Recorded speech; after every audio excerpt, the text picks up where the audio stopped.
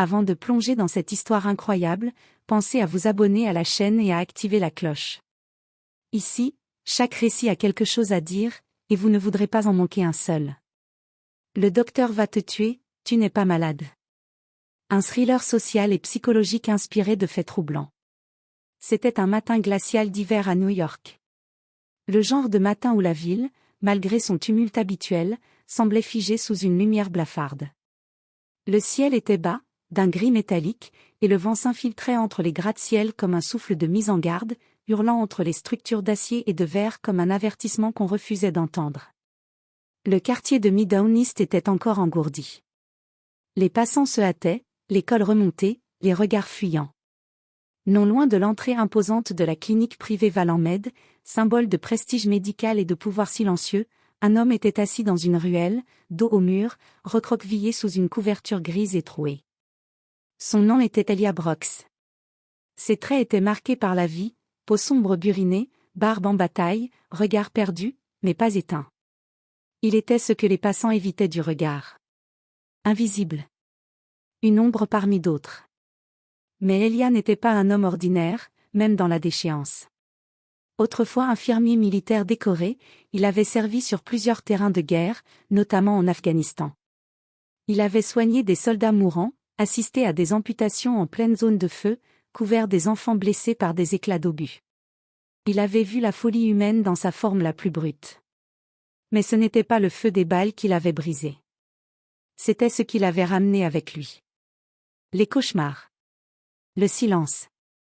L'impuissance. Les trahisons. De retour à New York, il avait tenté de reprendre une vie normale. Mais les crises de stress post-traumatique l'avaient consumé. La solitude s'était installée. Puis l'alcool. Puis la rue. Et pourtant, malgré la misère, il n'avait jamais perdu ce qui faisait de lui un soignant, un instinct implacable, une capacité rare à lire les corps, les visages, les signes discrets de la souffrance invisible. Ce matin-là, alors que la neige commençait à tomber doucement, une femme sortit en trombe du bâtiment principal de Valand-Med. Elle portait un long manteau en cachemire beige, qui épousait sa silhouette élancée avec élégance. Ses cheveux châtains étaient tirés en un chignon strict, et ses lunettes de soleil dissimulaient mal la fatigue de son visage. Ses talons claquaient sur le trottoir, rythmés, mais instables, comme si chaque pas exigeait plus d'effort qu'elle ne voulait l'admettre. Elle s'appelait Margaret Rose Whitmore, 34 ans, unique héritière de feu Harold Whitmore, fondateur de Whitmore Global Technology, un empire de télécommunications pesant plusieurs milliards. Depuis la mort soudaine de son père 2 ans plus tôt, elle portait seule la direction stratégique du groupe. Un rôle qu'elle remplissait avec brio, mais aussi avec une pression insoutenable. Depuis quelque temps, elle était sujette à des malaises mystérieux, perte de mémoire, vertiges, épisodes de confusion. Le prestigieux docteur Leonard Grave, neurologue en chef de Valand-Med, lui avait diagnostiqué une maladie neurodégénérative rare, presque inconnue, selon lui. Le traitement était urgent. La situation grave. Le pronostic désespéré. Mais ce matin-là, alors qu'elle marchait vers sa voiture noire avec chauffeur, Margaret vacilla légèrement. Elle posa un instant sa main contre un lampadaire pour retrouver son équilibre. C'est à ce moment précis qu'Elia leva les yeux. Il l'avait observée, sans bouger, comme un chasseur guettant un souffle dans l'herbe. Il avait vu son teint, trop pâle pour une femme en bonne santé. Il avait remarqué l'absence de tremblements musculaires, l'absence d'altération de la coordination motrice, rien, en elle, ne trahissait réellement une dégénérescence neurologique avancée. Et surtout, il avait déjà vu ce visage. Dans un dossier. Dans cette même clinique. Des années plus tôt, avant qu'il ne soit mis à la porte pour avoir posé trop de questions. Alors, d'une voix rauque mais étonnamment posée, presque comme une déclaration clinique, Elia murmura. Le docteur va te tuer. Tu n'es pas malade. Le vent sembla s'arrêter. Le monde devint silencieux. Le bruit de la rue s'évanouit. Margaret s'arrêta net. Margaret n'avait pas l'habitude d'écouter les sans-abri. Dans son monde, fait de réunions stratégiques, de galas de bienfaisance et de conseils d'administration, les gens comme Elia n'existaient qu'à la périphérie, flous, distants, presque abstraits. Elle leur donnait parfois une pièce, un sourire poli, mais elle n'avait jamais pris leurs paroles au sérieux. Jamais. Jusqu'à maintenant. Mais cette voix. Elle n'était ni suppliante ni folle. Elle n'avait rien du délire d'un homme brisé. Au contraire, elle avait résonné avec une précision clinique, comme une vérité douloureuse dite sans filtre. Elle s'était retournée, instinctivement. Avait tenté de capter ce regard, cette source. Mais Elia avait déjà baissé les yeux, se camouflant de nouveau derrière sa barbe, son silence et ses couches de vêtements trop grands. Et pourtant, quelque chose était entré en elle. Une fissure. Une dissonance. Cela faisait plus de 3 mois que Margaret vivait dans un flou angoissant. Tout avait commencé par de petites pertes de mémoire, des noms qu'elle connaissait par cœur, des rendez-vous oubliés, des hésitations soudaines en plein discours. Puis étaient venus les vertiges, brefs mais puissants, comme si le sol se dérobait par instants sous ses pieds. Elle avait consulté les meilleurs spécialistes de la côte, mais tous l'avaient dirigée vers Valenmed. Le docteur Léonard Grave, directeur du département neurologique, l'avait reçu avec tout le cérémonial de la médecine de luxe. Bureau vitré avec vue sur Manhattan, équipe en blouse impeccable, jargon rassurant. Après une série d'examens IRM, électroencéphalogramme, dosage sanguin complexe, il lui avait annoncé la nouvelle avec un calme glacial. Maladie neurodégénérative à début atypique. Une forme agressive, malheureusement incurable. Sans traitement, vous aurez 6 mois. Avec notre protocole expérimental, peut-être 2 ans. Il avait ajouté cette phrase avec une solennité presque théâtrale. Vous êtes encore lucide, mais le temps vous est compté. Chaque heure sans traitement est une heure perdue. Mais voilà. Margaret ne ressentait pas la douleur. Elle ne tremblait pas. Elle n'avait pas de maux de tête persistants, pas de crise. Ses vertiges étaient aléatoires. Parfois, elle passait des journées entières sans le moindre symptôme. Et surtout, les résultats d'analyse étaient toujours vagues.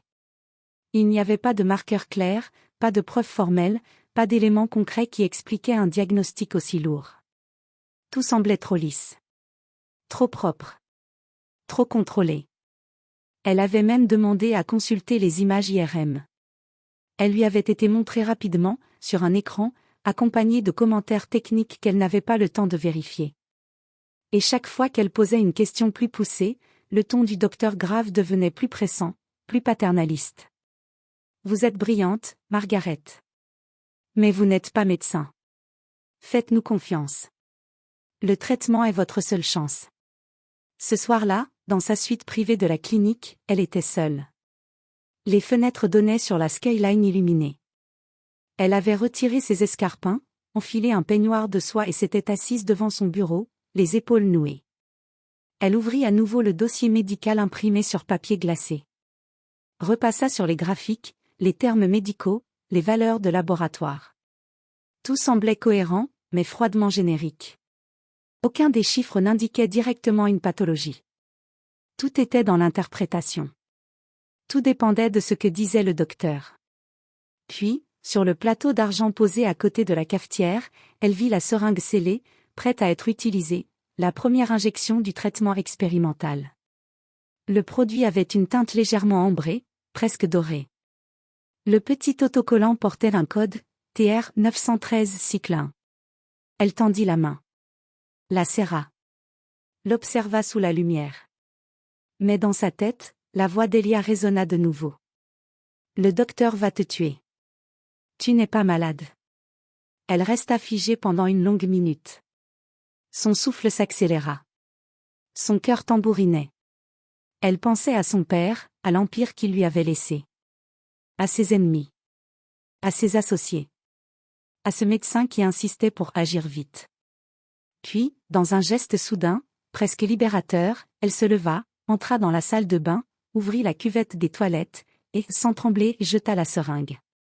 Elle tira la chasse d'eau. Regarda le produit disparaître. Et pour la première fois depuis des semaines, elle sentit quelque chose renaître en elle. Le doute. Mais aussi la volonté de savoir. Le lendemain matin, Margaret revint dans la ruelle. Cette fois, elle avait troqué son manteau de designer pour un caban gris sans marque, une casquette enfoncée sur le front, et des lunettes de soleil bon marché. Elle n'était plus Margaret Whitmore, présidente d'un conglomérat pharmaceutique, mais juste une femme comme une autre, curieuse, inquiète, et peut-être un peu perdue. Elle repéra Elia accroupie contre le même mur, les bras croisés, une couverture râpée autour des épaules. Il leva à peine les yeux quand elle s'approcha, mais elle s'assit lentement à côté de lui, sans un mot, et lui tendit un gobelet fumant. « Café noir. »« Pas de sucre, » dit-elle doucement. Elia tourna la tête vers elle, surpris. Un silence tendu s'installa, chargé d'électricité statique. Il attrapa le café, mais ne le but pas tout de suite. « Pourquoi êtes-vous revenu ? » ?»« Parce que je veux savoir. »« Ce que vous m'avez dit hier, ce n'est pas rien. » Il plissa les yeux, méfiant, avant de souffler. « Ce n'est pas quelque chose qu'on dit à quelqu'un comme vous. D'habitude, vous ne revenez pas. » Margaret se tourna vers lui, le visage plus dur qu'il n'y paraissait. « Pourquoi m'avez-vous dit ça ? Qui êtes-vous vraiment ? » Il inspira longuement, puis dit d'une voix rauque. « Je vous ai reconnu. Pas votre visage. Vos symptômes. » Elle resta figée. « Comment ça ? Vous portez vos mains comme quelqu'un qui a des engourdissements. Vos pupilles se dilatent à la lumière, mais pas régulièrement. Et hier, vous avez répété 2 fois la même question. Ce ne sont pas des détails qu'on oublie. Vous êtes médecin ? » Il secoua lentement la tête. « J'étais infirmier militaire. Médecine d'urgence. Traumatisme de guerre, lésions neurologiques. Ce genre de choses. Et j'ai travaillé là-bas. À Val-en-Med. Pendant 6 mois. » Margaret sentit son souffle se raccourcir. Elle avait entendu des rumeurs, mais rien de concret. Rien qu'elle ait osé croire. Elia poursuivit, le regard perdu dans les vapeurs de son café. « J'y suis entrée avec espoir. C'était propre, high-tech, bien payé. Mais très vite, j'ai remarqué des choses étranges. Des patients admis avec des diagnostics flous. Très riches. Très influents. Des noms que vous voyez dans les journaux financiers. On leur faisait des tests. On leur administrait des traitements expérimentaux. Et puis, un jour, ils n'étaient plus là. Transférés, disait-on. Mais jamais vers un hôpital. Aucun dossier, aucun suivi. Juste, disparu. » Margaret fronça les sourcils. « Vous en avez parlé ? » ?»« Oui. Une fois. J'ai posé des questions. 2 jours plus tard, j'ai été accusée de vol d'échantillons, et virée sans indemnité. Mon dossier a été entaché. Plus aucun hôpital ne voulait m'embaucher. Alors j'ai erré. Jusqu'ici. » Il se tourna vers elle, pour la première fois les yeux dans les siens. « Val-en-Med n'est pas une clinique. C'est une machine à détourner la richesse. À effacer ceux qui sont devenus gênants. Et Grave n'est pas un médecin. C'est un prédateur, un bourreau en blouse blanche. » Margaret pâlit. Le monde autour d'elle semblait vaciller un instant. Elia, ce sans-abri à l'allure brisée, venait de lui dévoiler l'existence d'un réseau sinistre, tapi sous les murs lisses et aseptisés de Val-en-Med. Mais elle ne montra rien de sa panique. Au contraire, elle redressa le menton et répondit d'une voix calme. « Je vais entrer. Je vais savoir ce qu'ils font exactement. » Le lendemain matin, elle retourna à la clinique, cette fois en robe sobre, le visage fermé. Elle demanda à rencontrer le docteur Léonard Grave, et d'une voix rassurée, déclara qu'elle acceptait de participer au traitement expérimental. Elle signa tous les documents qu'on lui présenta, formulaire d'acceptation des risques, décharge de responsabilité, même un accord de confidentialité. Le docteur Grave, souriant derrière ses lunettes cerclées d'or, hocha la tête avec satisfaction. « Très bien. Observation stricte pendant 10 jours. Vous serez prise en charge immédiatement. » Une infirmière sans expression l'escorta vers une aile isolée du bâtiment, accessible uniquement par badge. La chambre était impeccable, mais sans âme, pas de fenêtre, pas d'horloge, une caméra dans chaque angle. On lui demanda de rester couchée, de suivre des protocoles, pour votre sécurité. Mais Margaret n'était pas une patiente ordinaire. Pendant les 10 jours d'observation, elle observa bien plus qu'on ne le croyait. Sous sa blouse de patiente, elle avait dissimulé un micro et un stylet avec objectif miniature intégré. Elle nota les horaires de passage des médecins, les noms griffonnés sur les dossiers, les bruits derrière les murs. Le troisième jour, elle aperçut une silhouette familière dans le couloir, une célèbre entrepreneur du secteur technologique, Victoria Hamner. Escortée par 2 agents en blouse, elle semblait confuse. 3 jours plus tard, les infirmières chuchotaient qu'elle était en soins intensifs. Mais aucun bruit de machine, aucun passage vers l'unité de réanimation. Margaret demanda à voir Victoria. On lui répondit que son état ne le permettait pas. Plus inquiétant encore, aucun transfert de sortie n'apparaissait dans les registres électroniques accessibles depuis le terminal mural. C'était comme si elle n'avait jamais été là. Margaret commença à enregistrer secrètement les conversations entre médecins dans la salle de pause voisine, profitant d'une grille d'aération connectée à sa chambre. Elle photographia également, la nuit, certains documents abandonnés dans la salle d'archives annexe, qu'elle parvenait à atteindre lors des rares moments où elle feignait un malaise pour échapper à la surveillance. En parallèle, elle contacta discrètement son avocat de confiance, Harrison Wheeler, un ancien procureur d'État, et lui transmit des éléments via une application cryptée. Elle le supplia de ne pas en parler à la presse, pas encore. Chaque pièce devait s'imbriquer parfaitement avant le moindre éclat. Pendant ce temps, de l'autre côté des murs, Elia n'était pas resté inactif. Aidé par Daryl Harris, un ancien frère d'armes devenu agent de sécurité pour une entreprise de cybersécurité, il mit en place une infiltration nocturne. Daryl disposait encore d'un ancien badge de maintenance, non désactivé, qu'il avait conservé en souvenir. À minuit, ils se glissèrent dans le bâtiment par une issue technique rarement utilisée, traversant les couloirs silencieux jusqu'à atteindre la salle des archives informatiques, protégée par un code biométrique, que Daryl avait piraté quelques jours plus tôt. Ce qu'ils découvrirent dépassait leurs soupçons. Une base de données dissimulée dans une partition chiffrée. Des dossiers de plus de 300 patients, tous, transférés pour soins prolongés, dont aucun ne figurait ensuite dans les systèmes hospitaliers officiels. Des documents bancaires montraient des virements massifs vers des comptes offshore, dont plusieurs aux îles Caïmans et à Chypre. Mais surtout, un nom revenait comme bénéficiaire de multiples primes de performance clinique et transferts privés, Leonard Grave. Elia recula en lisant la dernière ligne d'un mémo confidentiel. Sujet sélectionné pour phase finale, priorité au profil à héritage successoral ou contrôle d'actifs. Consentement inutile. Grave supervise. Il prit une capture complète, la transféra à Harrison. L'étau se resserrait. Mais ce qu'Elia ignorait, c'est qu'au moment même où il sortait de la salle, un voyant rouge s'allumait au centre de sécurité. Un accès non autorisé venait d'être détecté. Et dans sa chambre sans fenêtre, Margaret sentit soudain que la caméra venait de s'orienter légèrement. Quelqu'un, quelque part, venait de comprendre qu'elle n'était pas une patiente comme les autres. Le 9e jour. Hôpital privé Val-en-Med, 18h12.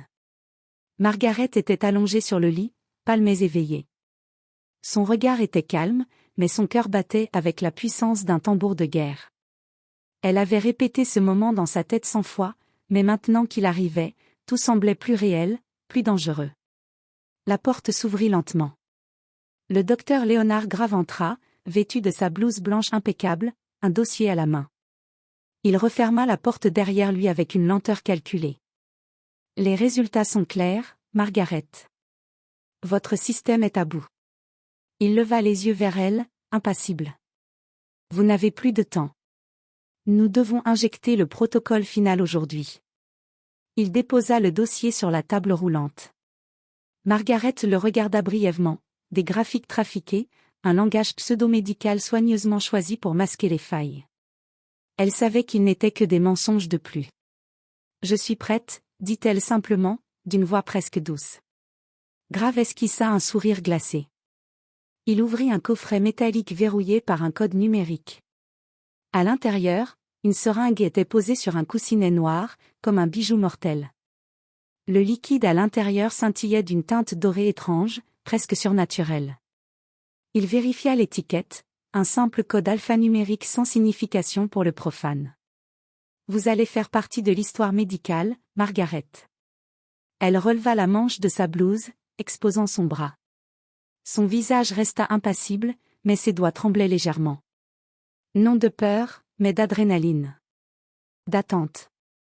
Grave désinfecta la peau avec un coton. Ce ne sera qu'un instant. Vous ressentirez peut-être un picotement. Il approcha la seringue. Et soudain, boum. La porte vola en éclats, projetée contre le mur par une détonation contrôlée. Des hommes en noir, casqués et armés, envahirent la pièce comme une marée humaine. FBI. Ne bougez plus. Grave sursauta, tenta de reculer, mais 2 agents le plaquèrent au sol violemment, le visage écrasé contre le carrelage. La seringue roula sur le sol, s'arrêtant juste sous le lit. Margaret se redressa, bondit presque hors du lit avec une vivacité que personne ne lui aurait prêtée. Elle arracha les capteurs de son poignet, retira sa blouse hospitalière, révélant une fine couche de vêtements noirs qu'elle portait en dessous. « Trop tard, docteur », dit-elle d'une voix glaciale. « Vous venez de prescrire votre dernière dose. » Grave, haletant, releva la tête, ses lunettes brisées, le regard fou. « Vous m'avez piégé ?»« Non, » répondit-elle en s'approchant lentement, « vous vous êtes piégé vous-même. En pensant que les gens comme moi n'avaient pas le droit de vous défier. » Dans le couloir, Elia observait la scène. Il portait un gilet pare-balles et tenait un dossier classifié dans une main. À ses côtés, un homme plus âgé, barbe grise, ancien soldat devenu agent de renseignement, hochait la tête. « Mission accomplie », dit simplement Elia, sans émotion. Mais dans ses yeux, il y avait quelque chose de plus. Un soulagement mêlé de rage contenue, d'années d'injustice en silence qui, ce jour-là, trouvaient enfin leur cri. Des agents commencèrent à sortir des cartons de preuves, des serveurs informatiques, des caisses pleines de dossiers patients. Des noms, des visages, des vies sacrifiées au nom de l'avidité scientifique. Tout cela serait dévoilé. Margaret marcha lentement vers la seringue restée au sol. Elle la ramassa avec des gants, la glissa dans un tube de transport sécurisé, et la tendit à l'un des agents. « Gardez-la précieusement. Ce poison est votre pièce maîtresse. » Le scandale éclata comme une onde de choc dans le monde entier. CNN, The New York Times, The Guardian, Le Monde, Al Jazeera. Tous les médias majeurs ouvrirent leurs journaux avec le même titre. Le mensonge médical du siècle, Valent Med accusé de meurtre sous couvert de traitements expérimentaux.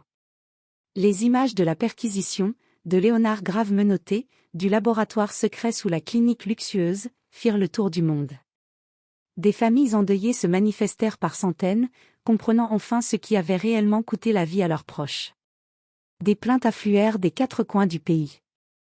La clinique Valent Med fut immédiatement fermée, ses comptes gelés, ses responsables convoqués devant une commission d'enquête fédérale. Les révélations furent terrifiantes. Depuis plus de 6 ans, la clinique menait des expérimentations illégales sur des patients qu'elle jugeait non essentiels. Des malades imaginaires, ou des patients âgés mais riches, manipulés pour signer des protocoles létaux en échange de faux espoirs. Tout cela pour breveter un sérum de contrôle neurologique expérimental censé prolonger la vie, mais qui, en réalité, n'avait jamais été validé.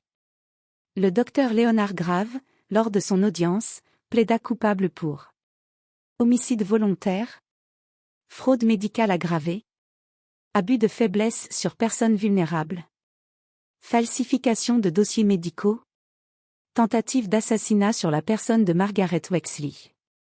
Il fut condamné à 3 peines de prison à perpétuité, sans possibilité de libération conditionnelle. Plusieurs membres du conseil d'administration, dont des investisseurs et avocats complices, furent également inculpés. La chaîne de complicité s'étendait jusque dans certains organes de régulation médicale, désormais en pleine réforme. Quelques jours après le procès, Margaret Wexley organisa une conférence de presse, sobre mais solennelle. Elle était debout, droite, sur l'esplanade du Lincoln Center. Derrière elle, un grand panneau portait les mots. « Ce n'est pas moi qui ai été sauvée.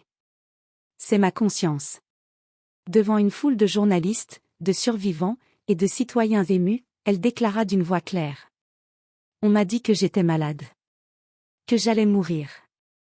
On m'a isolée, affaiblie, rendue dépendante à des traitements inexistants.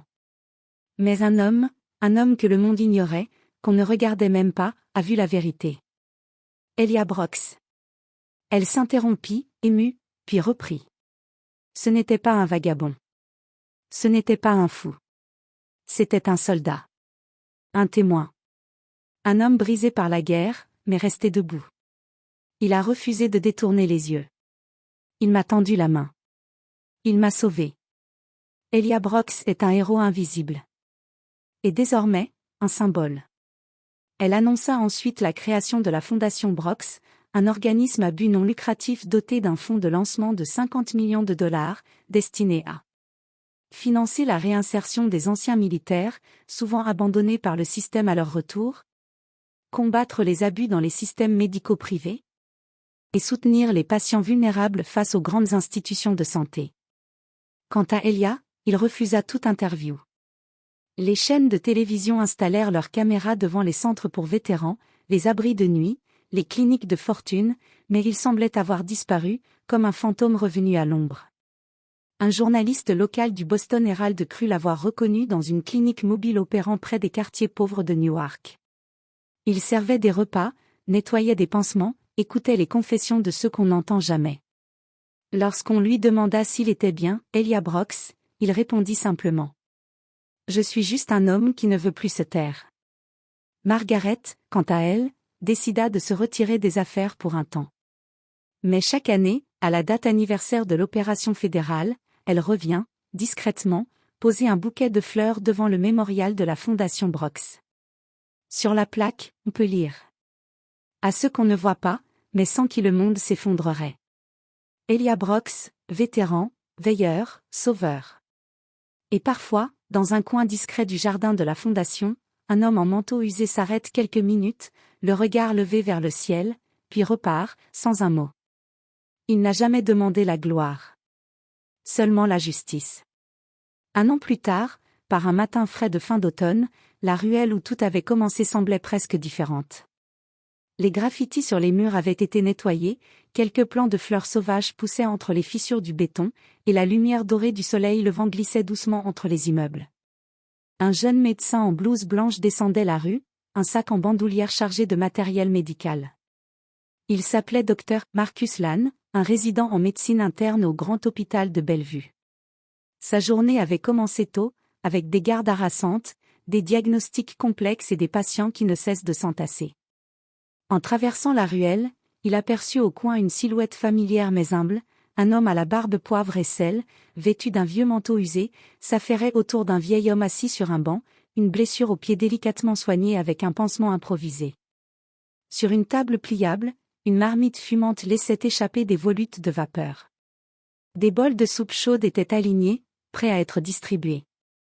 Le jeune médecin s'arrêta, intrigué. « Excusez-moi, vous êtes médecin ?» demanda-t-il, sa voix pleine de curiosité et d'un peu de respect. L'homme leva les yeux, croisa le regard, et esquissa un sourire calme, chaleureux, empreint d'une sagesse durement acquise. « Non, je ne suis pas médecin. Je suis juste quelqu'un qui écoute. » Il fit un léger geste de la main, invitant Marcus à s'approcher. « Écoutez, vous savez, c'est parfois plus utile que tous les diplômes du monde. Parce que les vrais mots ne se voient pas toujours à l'œil nu. Les cicatrices invisibles, la solitude, la peur. Ce sont elles qui tuent souvent plus sûrement que la maladie. » Marcus observa l'homme en silence, impressionné. Il comprit que derrière ce visage marqué par la vie, il y avait une histoire bien plus grande que ce qu'il pouvait imaginer. Il y avait la preuve que la médecine ne se limitait pas aux prescriptions et aux analyses, mais qu'elle passait aussi par l'humanité, la compassion, la présence. « Je m'appelle Marcus », dit-il en tendant la main. « Elia », répondit l'homme, en serrant doucement la main tendue. Un nouveau chapitre commençait, à l'ombre des gratte-ciel, dans cette ruelle qui n'était plus seulement un lieu d'oubli, mais un sanctuaire de résilience et d'espoir.